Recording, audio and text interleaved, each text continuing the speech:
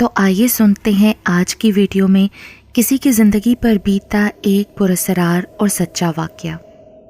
3 اکتوبر کی تاریخ میرے لیے محض اس بنا پر یادگار تاریخ نہیں کہ یہ میرا یوم پیدائش ہے۔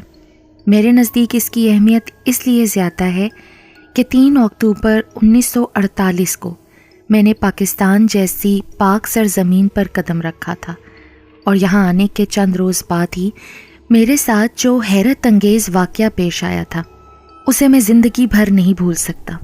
3 اکتوبر 1948 کو جب میں بحری جہاز سے اترا تو میری جیب میں صرف 5 روپے تھے، لیکن مجھے اپنی کمائیکی کا احساس نہیں تھا۔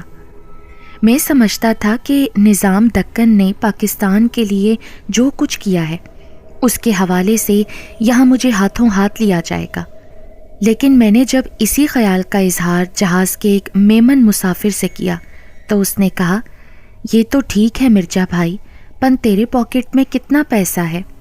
5 روپے؟ تو پھر ایسا کرنا کہ اگر کراچی میں تیرے کو کوئی لینے نہیں آوے تو سیدھا بندر روڈ چلے جانا، ادھر کے ایم سی کے سامنے ہوٹل دی پاک ہے اور تیرے کو رہنے کا آسانی ہو جائے گا۔ ظاہر ہے مجھے بندرگاہ پر لینے کون آتا، چنانچہ میں نے اس میمن مسافر کی ہدایت پر عمل کیا اور ٹرام پر بیٹھ کر ہوٹل دی پاک پہنچ گیا۔ کاؤنٹر پر جو صاحب بیٹھے تھے انہوں نے کہا، اس ہوٹل میں کمرہ ومرہ نہیں ملتا، خالی چارپائی بسترا ملتا ہے، 1 روپیہ روز پر۔ میں نے کہا، ٹھیک ہے بھائی، مجھے ایک چارپائی دے دیجیے، اپنا نام پتہ لکھاؤ۔ وہ بولے، اور جب انہیں معلوم ہوا کہ میں حیدرآباد دکن سے آیا ہوں تو انہوں نے مجھ سے رضاکاروں کے بارے میں پوچھا۔ میں نے انہیں رضاکاروں کی قربانیوں اور شہادتوں کا حال سنایا تو وہ رو پڑے اور بولے، جب تک تمہیں کوئی کام دھندا نہیں ملتا تم ادھر رہو، ہمارے ہوٹل میں کھانا نہیں ملتا ورنہ تمہارے کھانے پینے کا بندوبست بھی کر دیتا۔ میں نے ان کا شکریہ ادا کیا، اپنا اکلوتا اٹیچی کیس چارپائی کے نیچے رکھا اور شہر دیکھنے کے لیے نکل کھڑا ہوا۔ ان دنوں دہلی مسلم ہوٹل میں 4 آنے کا سالن اور روٹی مفت ملا کرتی تھی۔ میں نے 2-3 دن تو ان 5 روپوں میں گزار دیے اور پھر نوبت فاقوں تک آ پہنچی۔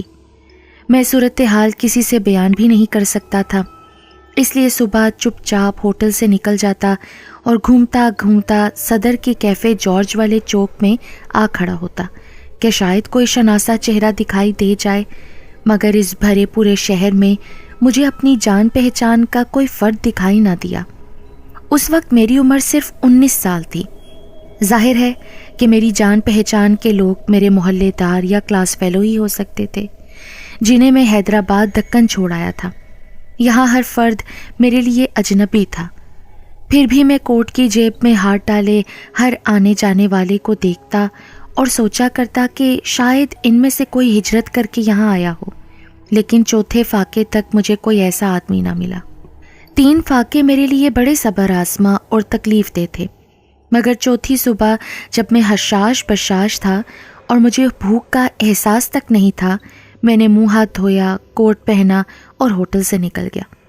اس دن بھی میں حسب معمول کیفے جارج کی نکڑ پر کھڑا تھا کہ اتنے میں ایک صاحب میرے قریب آئے اور بڑے پرتپاک انداز سے مصافحہ کرتے ہوئے بولے، ارے بھائی مرزا صاحب، کیا حال ہیں آپ کے؟ وہ صاحب میرے لیے بالکل اجنبی تھے اور میں نے انہیں زندگی میں پہلی بار دیکھا تھا، لیکن ان کے بے تکلف انداز گفتگو سے مجھے یہ پوچھنے کی ہمت ہی نہ ہوئی کہ وہ کون ہیں، مجھے کیسے جانتے ہیں۔ انہوں نے مجھے چائے پینے کی دعوت دے ڈالی، مگر میں ٹال گیا۔ ہمارے ہاں یہ تربیت دی جاتی تھی کہ جب تک کوئی 3-4 بار کھانے پینے کی دعوت نہ دے اس سے معذرت کر لینی چاہیے، لیکن جب انہوں نے بہت اصرار کیا تو مجھے ان کی دعوت منظور کرنا ہی پڑی اور ہم کیفے جارج میں چلے گئے۔ جب بیرا آرڈر لینے آیا تو انہوں نے اپنے پیٹ پر ہاتھ پھیرتے ہوئے کہا، یار کچھ بھوک سی محسوس ہو رہی ہے، ایسا کرو کچھ کھانے کے لیے لے آؤ۔ بیرا بولا، ہمارے ہاں کھانا نہیں ہوتا صاحب، صرف آملیٹ اور ٹوسٹ وغیرہ مل سکتے ہیں۔ تو پھر ٹوسٹ اور آملیٹ ہی لے آؤ، انہوں نے کہا اور میرے ساتھ ادھر ادھر کی باتیں کرنے لگے۔ تھوڑی دیر بعد بیرا ٹوسٹ اور آملیٹ لے آیا، ہم دونوں نے کھایا۔ میں نے پانی کا ایک پورا گلاس پیا اور پھر خدا جانے مجھے کیا ہوا کہ میں ہوش و خرد سے بیگانہ ہو گیا۔ جب مجھے ہوش آیا تو میں نے اپنے آپ کو اسی بوتھ کے صوفے پر لیٹا پایا۔ میرے منہ پر پانی کے چھینٹے مارے جا رہے تھے اور میرا میزبان بہرے پر گرج برس رہا تھا کہ اس نے مجھے کیا کھلا دیا ہے جس سے میں بے ہوش ہو گیا۔ بہرا بولا، جناب ہم نے آملیٹ ایک ہی ساتھ بنایا تھا جس میں سے آدھا کاٹ کر آپ کو دیا گیا اور دوسرا نصف حصہ ان کو۔ اگر آملیٹ میں کوئی گڑبڑ ہوتی تو آپ بھی بے ہوش ہو جاتے نا۔ بہرکیف بات ختم ہو گئی۔ ہم چائے پی کر کیفے جارج سے باہر نکل آئے۔ ان دنوں ہاتھ رکشہ چلا کرتے تھے۔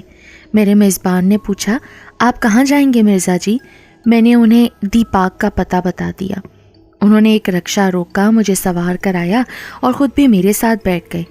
میں ہوٹل دی پارک کے سامنے اتر گیا اور وہ چلے گئے۔ میں ہوٹل میں آیا اور کوٹ کھونٹی پر لٹکا کر اپنی چارپائی پر سو گیا۔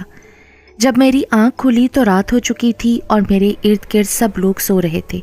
میں پھر سو گیا۔ دوسری صبح میں اٹھا، کوٹ پہنا اور حسب معمول چپ چاپ ہوٹل سے کھسکنے لگا۔ ہر چند کے ہوٹل کے مالک صورتی سیٹ نے مجھ سے پیسوں کا کبھی تقاضا نہیں کیا تھا، مگر مجھے ان کا سامنا کرتے ہوئے شرم محسوس ہوتی تھی، اسی لیے میں صبح سویرے نکل جایا کرتا تھا۔ زینہ اترتے ہوئے میں نے کوٹ کی جیب میں ہاتھ ڈالا تو میری انگلیاں کچھ کاغذوں سے ٹکرائیں۔ میں نے جلدی سے وہ کاغذ نکالے تو یہ دیکھ کر دنگ رہ گیا کہ وہ 100 کے 3 کرارے نوٹ تھے۔ نوٹ دیکھ کر میرا دل دھک دھک کرنے لگا۔ اگر رات کو میری جیب میں سے کوئی یہ نوٹ نکال لیتا تو؟ فوری طور پر مجھے یہ خیال بالکل نہ آیا کہ یہ نوٹ آئے کہاں سے۔ پھر میں نے یہ سوچا کہ شاید امی نے یہ نوٹ کوٹ کے اندر سی دیے ہوں گے، جیب میں ہاتھ ڈالنے سے سلائی ادھڑ گئی ہوگی اور یہ نوٹ نکل آئے ہوں گے۔ اسی لیے میں نے جیب الٹ کر دیکھی، مگر وہ تو صحیح سلامت تھی۔ یہ نوٹ پھر میری جیب میں کہاں سے آ گئے؟ میرا ذہن بار بار اس سوال کی تکرار کر رہا تھا۔ میں نے نوٹوں کو غور سے دیکھا۔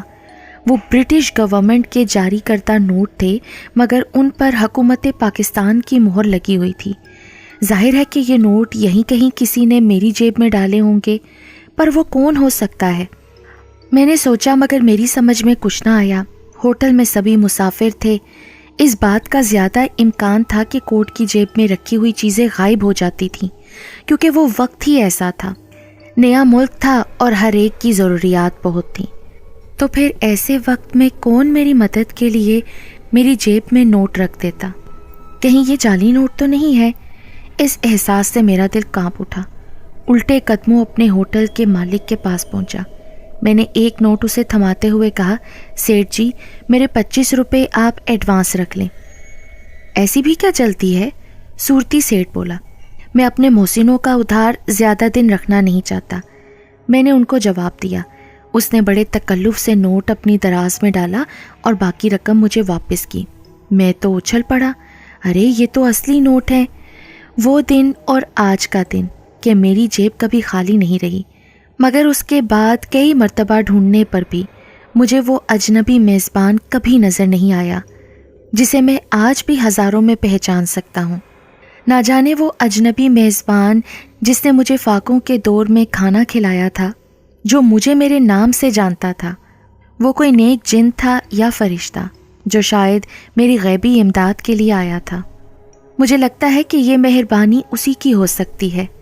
شاید جب میں تھوڑی دیر کے لیے بے ہوش ہوا تھا تو اس نے ہی میری جیب میں یہ پیسے ڈال دیے ہوں گے تاکہ میں نئے ملک میں اپنا وقت اچھے طریقے سے گزار سکوں۔